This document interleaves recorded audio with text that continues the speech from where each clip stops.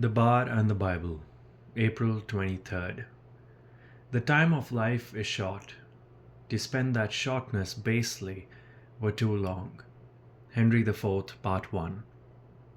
So teach us to number our days, that we may apply our hearts unto wisdom. Psalm 90:12. Shakespeare died on 23rd April 1616, at the age of 52. In fact, he may have been exactly 52 years old.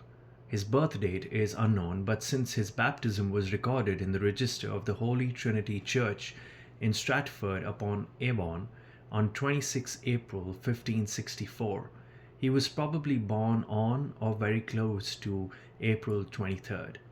He died within a month of completing a will, but the will states that he was then in perfect health, though his first biographer, Nicholas Rowe, said that Shakespeare retired to Stratford some years before his death. The poet is known to have been in London on numerous occasions through 1614.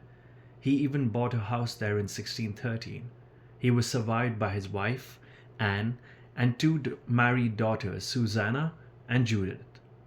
Years before, in Henry IV, Part 1, Shakespeare had written, "The time of life is short.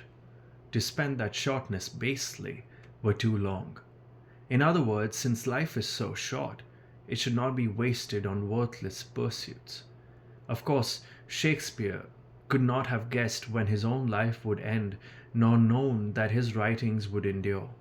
None of us can know such things, but God can teach us to number our days. Not that we can know how many days we have left on earth, but that we can use them wisely, knowing that regardless of our age, the time remaining is short. What will you do differently today because you know the time of life is short? The Poet and the Player. Shakespeare was buried in Holy Trinity Church, Stratford-upon-Avon.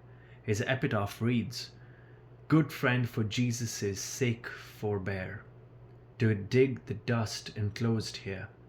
Blessed be the man that spares these stones, and cursed be he that moves my bones."